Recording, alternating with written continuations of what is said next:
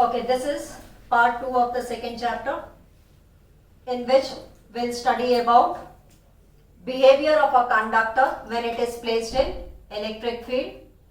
Then we'll discuss about capacitance and a capacitor. Then the basic principle of a capacitor. After that, we'll find out the expression of capacitance of a parallel plate capacitor. Then we'll discuss grouping. Grouping means series and parallel grouping of the capacitors. Then we'll find out the expression of energy stored in a parallel plate capacitor, and hence we'll find out the expression of energy density. So we'll start with the first topic, behavior of a conductor in uniform electric field. So this is a positive sheet, and the other close to it, parallel to it, is the sheet which is having equal amount of negative charge. That is, if the first sheet is having plus sigma surface charge density, the other one will be having minus sigma surface charge density. And we know that the electric field between the sheets is uniform. Let us take this electric field to be E0. So the electric field between the sheets is E0, which is uniform, and the uniform electric field can be represented by parallel equidistant lines. Now in this uniform electric field, we have placed a conductor ABCD. Let this is the conductor ABCD which is placed in uniform electric field. Okay, now we'll study the properties of it, properties of the conductor when placed in uniform electric field. The first point is the electric field inside the conductor is 0. Whenever it is placed in external electric field, the electric field inside the conductor will be 0. We know that inside a conductor there are free electrons, mobile electrons. These electrons will move towards the positive plate. Why? Because they will be attracted towards it. So these mobile electrons, these free electrons will move towards the positive plate, and due to this motion, an electric field is created inside the conductor. In which direction?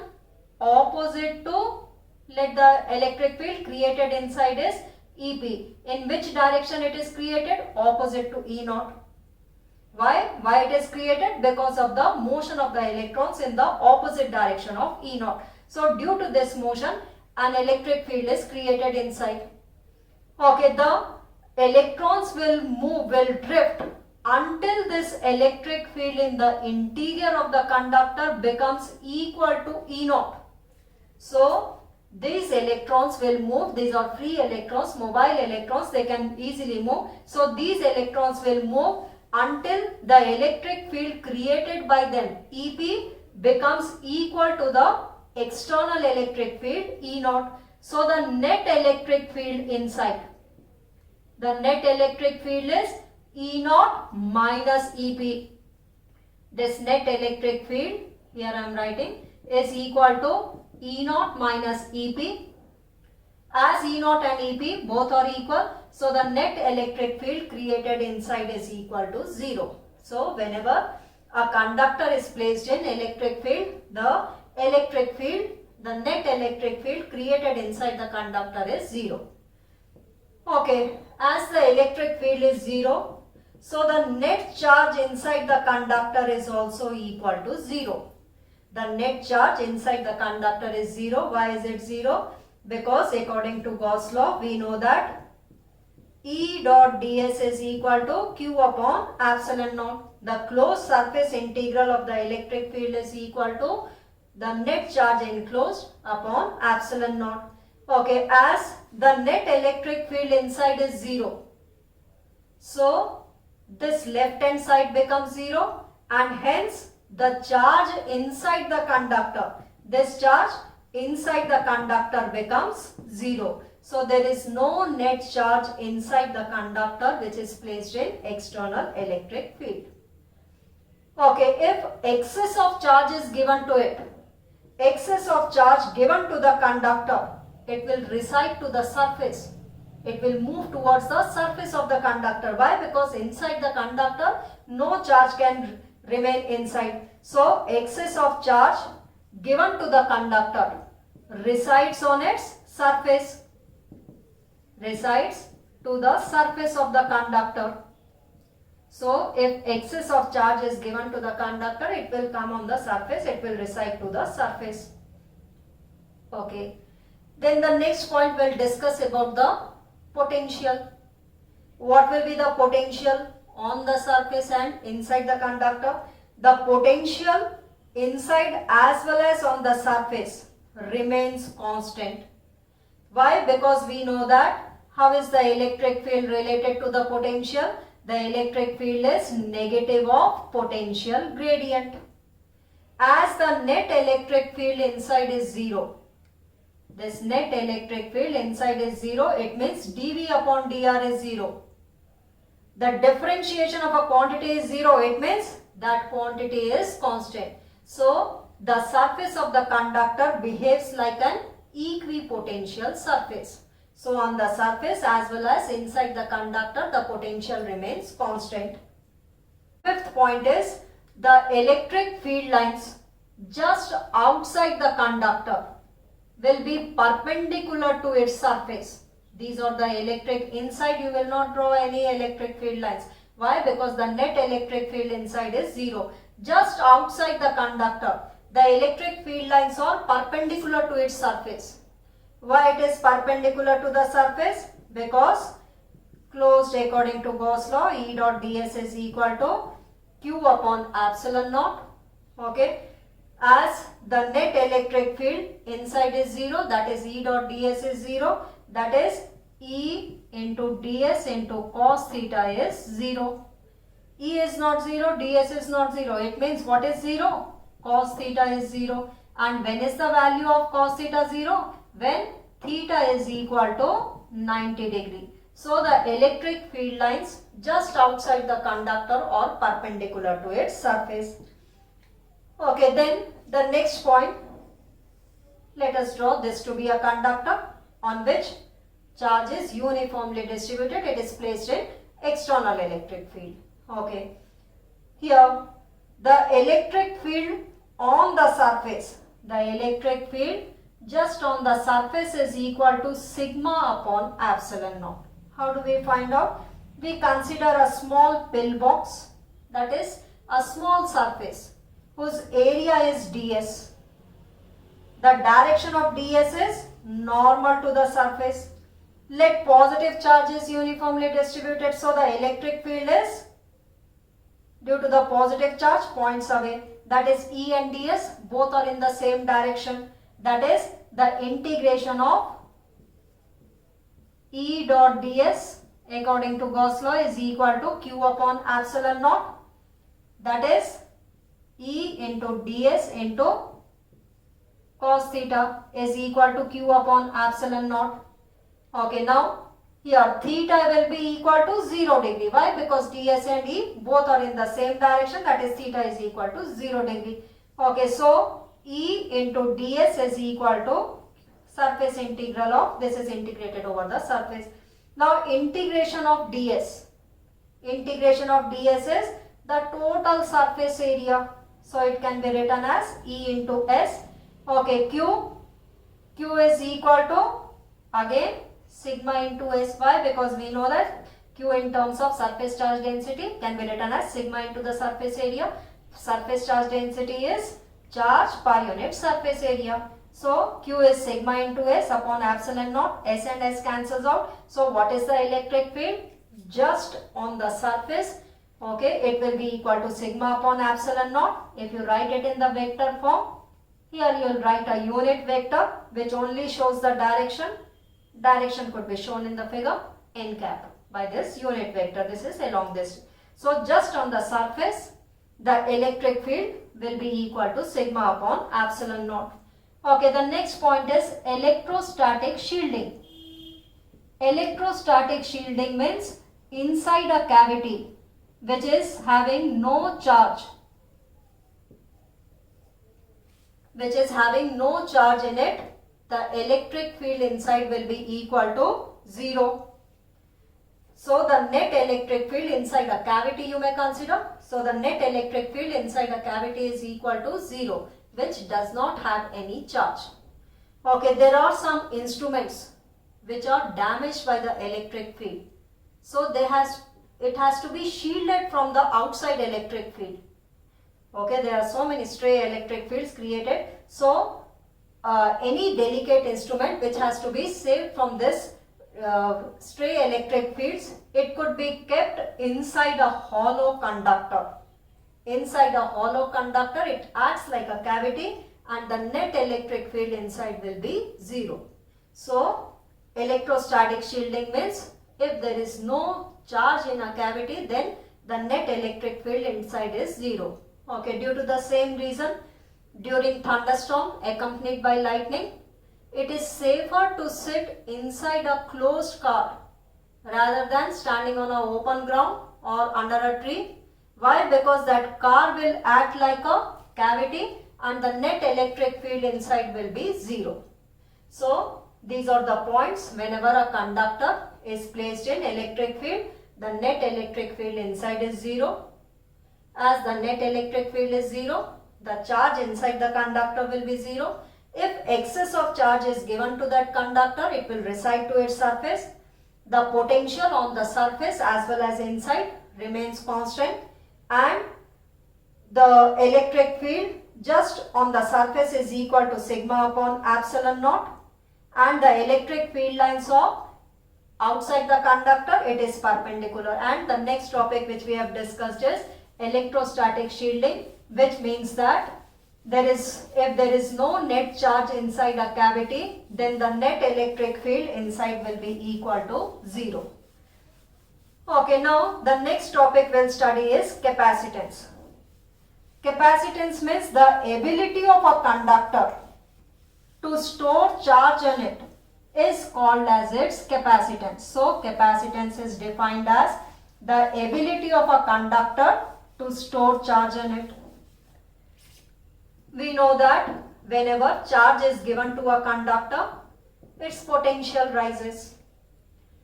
If Q charge is given, its potential rises by V. How it rises? Q is directly proportional to V. Q is directly proportional to V. On equating it, the constant of proportionality here is C. This C is called as the capacitance of that conductor. So capacitance is the ratio of the charge to the potential difference. So C is the ratio of Q is to V. Okay, now let's see how will be the graph between Q and V. As Q is directly proportional to V, it will be a straight line. What is the slope of the line given? The slope of the line is given by tan theta. Tan theta is equal to perpendicular upon base. So the slope of the line gives capacitance Q upon V. What is the slope given? Q upon V, and Q upon V we know is equal to capacitance, provided Q should be taken along y axis and the potential difference V should be taken along x axis. Then the slope will give capacitance. So capacitance is the ability of a conductor to store charge in it, and it is the ratio of the charge to the potential difference. Okay, and this system of conductors which is storing the charge in it, that is called as a capacitor, or the old name is condenser. Okay, it's called as a capacitor or condenser. So capacitor is that group of conductors which is storing charge on it. Okay, now let's find out its SI unit. SI unit is, the unit of Q is coulomb upon volt is its SI unit, which is taken as farad. This is taken as farad. So the SI unit of capacitance is farad. And this conductor which is storing the charge, that we call it as a capacitor. And this capacitance of that conductor is purely depending upon the shape and size of the conductor. Okay, so the farad, which is the SI unit, is a very large unit. Then the shape and size of that conductor will be so large that 1 farad capacitor could not be accommodated in a house. It cannot be kept in a room. So farad is a very large unit. So practical units, this capacitor, it is inside a fan also, it is inside a remote also. Okay, if we take farad to be its SI unit, its shape and size would be very large. So the practical units are very small units like microfarad, where we know that this is the symbol for micro, where we know that 1 microfarad is equal to 10 raised to the power minus 6 farad. The other unit is picofarad. This P stands for pico. 1 picofarad is equal to 10 raised to the power minus 12 farad. So the practical units are taken as smaller units like microfarad and picofarad, where 1 microfarad is 10 raised to the power minus 6 farad, 10 and picofarad is 10 raised to the power minus 12 farad. Okay, how can we define 1 farad? If 1 coulomb of charge is stored when the potential difference given is 1 volt, then the capacitance of that conductor or of capacitor will be 1 farad. The principle of a capacitor. Let there is a metallic plate A and positive charge is given to it such that its potential rises to its maximum value. Okay, now no more charge could be given, because now if excess of charge will given, that will leak to the atmosphere. So it is given a charge such that its potential rises to its maximum value. Okay, now in order to increase the storage of charge in it, what is done? An uncharged plate B is brought and kept close to it, parallel to it. Now we know that due to induction, on the inner surface negative charge will be accumulated and on the outer surface positive charge will be accumulated. Now due to this negative charge which is on the inner surface, the potential of A reduces, the potential of A decreases. As the potential of A reduces, so more amount of charge could be stored on it. Why? Because we know that Q is directly proportional to it. So the potential of this plate decreases and more amount of charge could be stored, that is its capacity increases. In order to further increase its capacity, what is done? The outer surface of B is earthed. Earthed means a wire is taken, metallic wire, and it is grounded. It is buried inside the ground. Okay, so what happens? The electrons from the earth, they will come and neutralize the positive charge. Okay, now this positive charge will be neutralized. Now only the negative charge remains on this B plate. Why this negative? Due to the force of attraction. Okay, only due to this negative charge, its potential further reduces. The potential of plate A further reduces. Okay, and potential further reduces means more amount of charge could be stored on it. So then it becomes a capacitor. So what is a capacitor? Two plates, one having positive charge, that is one having plus sigma surface charge density, and the other having minus sigma surface charge density. This becomes a capacitor. Okay, so and such a capacitor is called as a parallel plate capacitor. This is called as the plates are parallel, so it is called as the parallel plate capacitor. If there are two concentric spheres, one having plus sigma surface charge density and the other minus sigma, then it will be called as a spherical capacitor. If there are two concentric cylinders, one plus sigma surface charge density, other minus sigma, then it is called as a cylindrical capacitor. Okay, so here we have to study about the parallel plate capacitor. Okay, so parallel plate capacitor is two parallel plates, one having plus sigma, other having minus sigma surface charge density. How we got it? We take a metallic plate A on which charge is given to this plate A such that its potential rises to its maximum value. Then we bring another uncharged plate close and parallel to it. Due to induction, inner surface negative, outer surface positive. Then the positive charge is neutralized when the outer surface of the plate B is earthed. Now only due to the negative charge, its potential further reduces and it can store a maximum amount of charge. So this becomes a parallel plate capacitor, two parallel plates which can be separated by any dielectric medium or with air. This becomes a parallel plate capacitor. Okay, here dielectric strength. Okay, the electric field that a dielectric medium can withstand. The electric field which a dielectric medium can withstand without breaking is called as its dielectric strength. We'll find out the expression of capacitance of a parallel plate capacitor.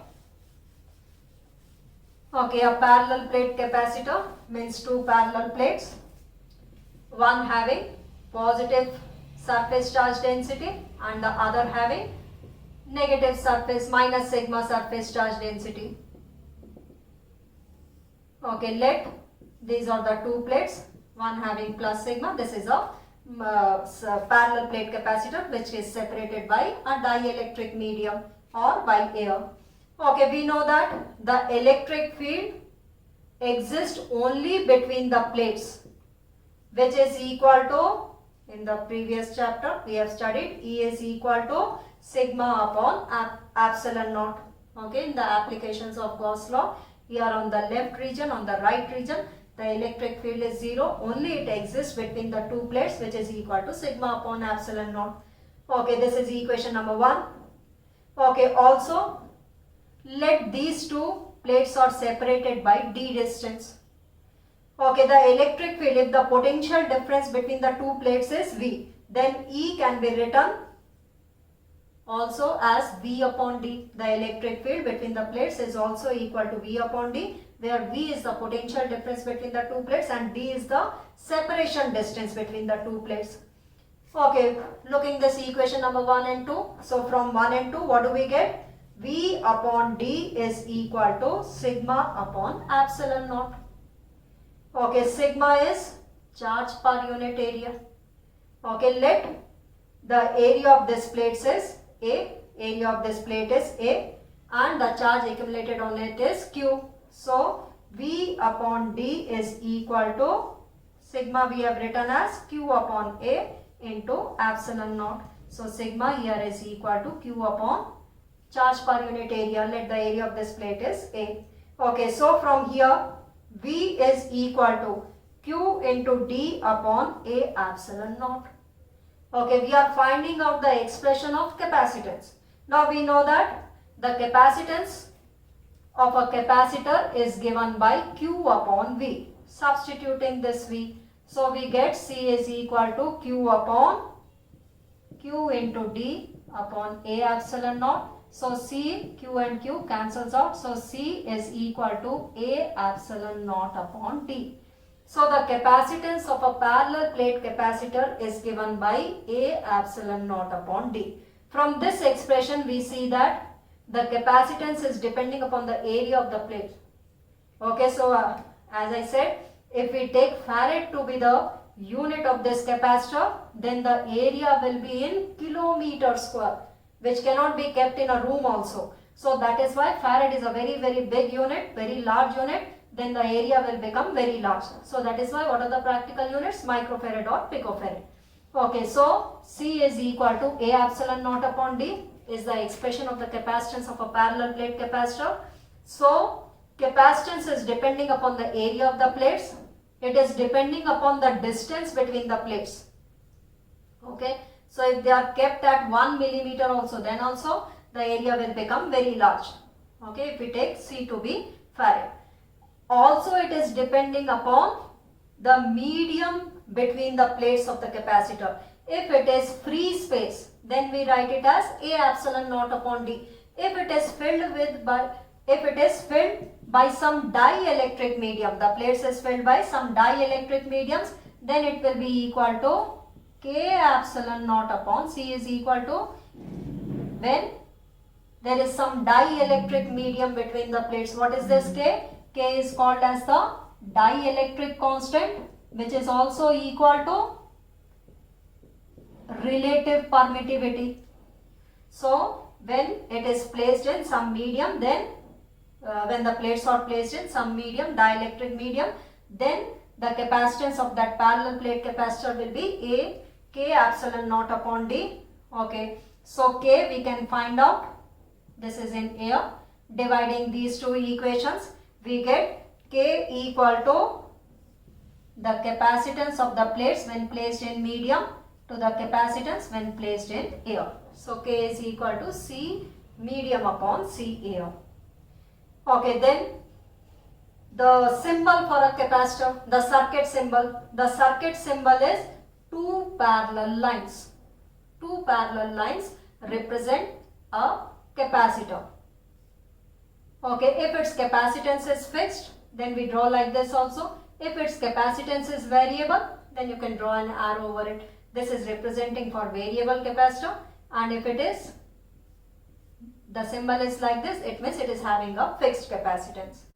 Now we'll discuss the grouping of capacitors, series combination and parallel combination. Series combination, when the capacitors of capacitances C1, C2, C3 are connected one after the other, we said that these capacitors are connected to be in series. Okay, let a V potential difference is given across all the three capacitors. Okay, then the charge accumulated on these capacitors, on all of these capacitors will be the same. Here, if on the first capacitor plus minus Q, then on the second capacitor also plus minus Q.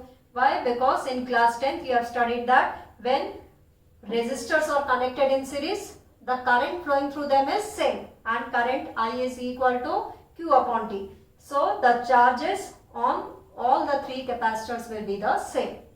Okay, but the potential difference which is developed across the three capacitors will be different depending upon the value of the capacitance. So let V1, V2, V3 be the potential difference developed across each capacitor. Okay. Okay, now if Cs is the equivalent capacitance in series, just as we have written, as it is connected in series. So it is the equivalent capacitance in series. So this equivalent capacitance in series could be written as here. This Q is equal to V is equal to Q upon Cs. Okay, where V1 is equal to Q upon C1, V2 is equal to Q upon C2, and V3 is equal to Q upon C3. Okay, now the total potential difference given by the battery is equal to sum of the potential differences across each capacitor, that is V is equal to V1 plus V2 plus V3. Substituting it here, what do we get? Q upon Cs is equal to Q upon C1, Q upon C2 plus Q upon C3. Q cancels out. So 1 upon equivalent capacitance in series is equal to 1 upon C1 plus 1 upon C2 plus 1 upon C3. That is, the reciprocal of the equivalent capacitance in series is equal to sum of the reciprocals of individual capacitances. So Cs will be obviously less than C1, C2 or C3.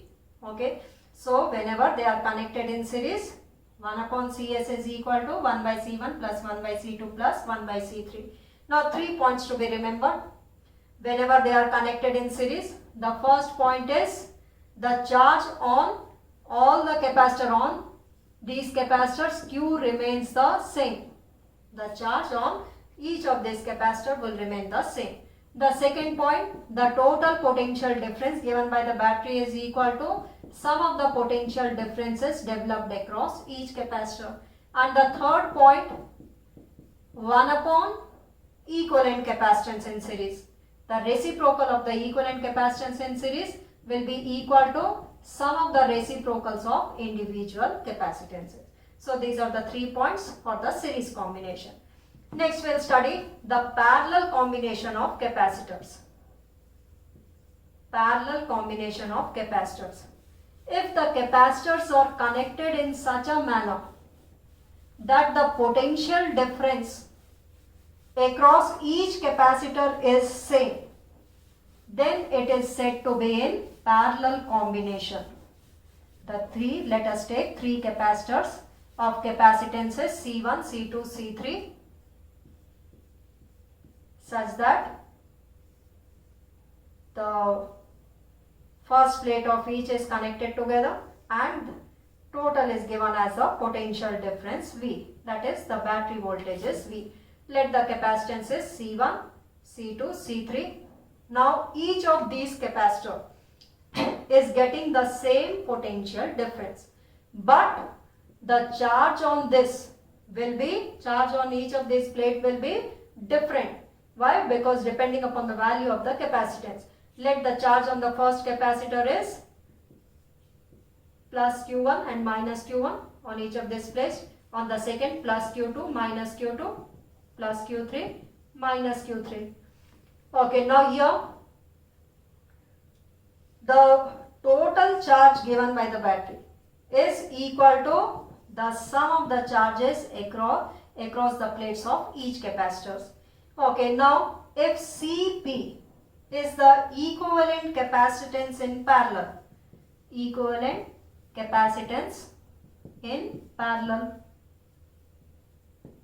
then Q can be written as Cp into V, Q1 can be written as C1 into V, Q2 can be written as C2 into V, whereas Q3 can be written as C3 into V. Substituting it here, what do we get? Cp into V is equal to C1V plus C2V plus C3V. That is, the equivalent capacitance in parallel is equal to sum of the individual capacitances. So Cp will be obviously greater than C1, C2 or C3. So whenever capacitors are connected in parallel, the equivalent capacitance will be equal to sum of the individual capacitances. So here the 3 points to be remembered are: the potential difference across each capacitor is the same. The second point is the charge total given by the battery will be equal to sum of the charges accumulated on the capacitors on each plate of these capacitors. And the third point is the equivalent capacitance in parallel is equal to sum of the individual capacitances. Next topic is energy stored in a capacitor. We'll find out the expression of energy stored in a capacitor, and hence we'll derive the expression of energy density in a parallel plate capacitor. Okay, let dq amount of charge, a small amount of charge, dq is transferred from one plate to the other. So a small amount of work is done. dw is equal to v into dq. We have studied that potential difference is work done per unit charge. Small amount of charge, dq is transferred from one plate to the, so a small amount of work is done. Okay, now what is v here equals to? In terms of capacitance, v is equal to q upon c. Now the total amount of work done, how we find out? By integrating it. Total amount of work done in charging the capacitor from 0 to q. So we integrate in charging the capacitor from 0 to q. q upon c dq. This 1 upon c outside the integration sign. q into dq is q square upon 2 in the limits 0 to q. That is, it is equal to q square upon 2c. This work done is stored in the form of energy, which we call it as electrostatic energy. This is the electrostatic energy stored in the capacitor. So the energy stored in the capacitor is given by q square upon 2c. Now in terms of c and v, let us eliminate this q. We know that q is equal to c into v. So q square will be c square into v square. C cancels out. So this becomes half cv square. In terms of q and v, let us eliminate this c. C is equal to q upon v. So this will be equal to half q into v. These are the expressions of the energy stored in a capacitor. Okay, how we get it? V is equal to q upon c, total amount of work done in charging the capacitor from 0 to capital Q, integrate it and put the limits, upper limit minus the lower limit. So we get this expression q square upon 2c. Now eliminate this q by Substituting Q as C into V. Q square will be C square into V square. So what do we get? Half CV square. Now eliminate this C. Eliminating C is equal to Q upon V. So what do we get? Half Q into V. So depending what values are given, you will use in the numericals accordingly, and you will use the expression which has to be used over there. So these are the expressions for the energy stored in a capacitor. Okay, also we will find out the energy density of a parallel plate capacitor.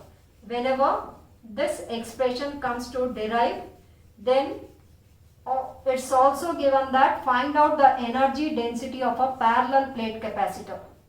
Now what is energy density? Energy density is energy stored in the capacitor per unit volume.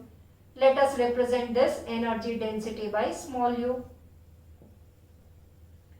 Energy density is energy, how much energy is stored? U, upon volume of the capacitor.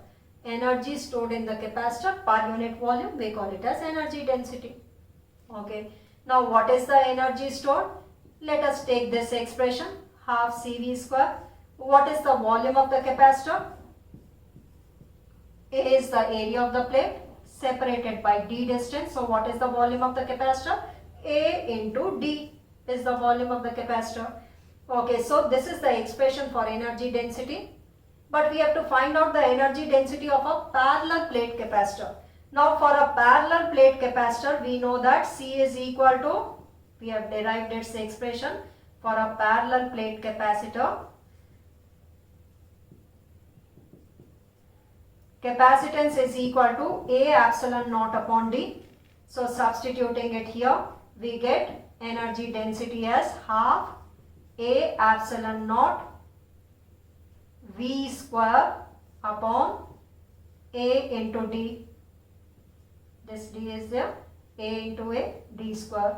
Okay, A and A cancels out, and what do we get?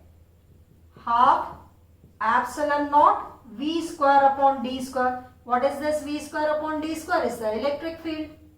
We know that electric field is potential gradient V upon D. So it is equal to half epsilon naught into E square is the energy density of a parallel plate capacitor. So energy stored in a capacitor is given by three expressions, by these three expressions. Whichever you find suitable, accordingly you will use in the numericals. And the energy density of parallel plate capacitor is equal to half epsilon naught into E square. Okay, this is what we have studied in part 2.